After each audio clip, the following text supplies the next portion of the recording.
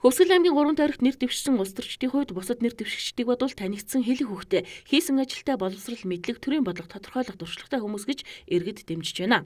Улсын хурлын гишүүн Инх Амгалангийн хувьд өнгөрсөн 4 жилийн хугацаанд аймгийнхаа нэг суманд 12-оос 15 удаа ажиллаж нийт 236 удаа иргэд сонгогчтойгоо уулзалт хийсэн статистик тоо гарсан байна. Энэ удаагийн сонгуул биенийхээ хийсэн ажлыг харлуулах, гүтгэлийг доромжлохоос хол байж зөвхөн шийдэл бодлого мөрийн хөтөлбөрөөрөө шударга өрсөлдөхийг нэр дэвшигч Инх Амгалан уриалсан юм а.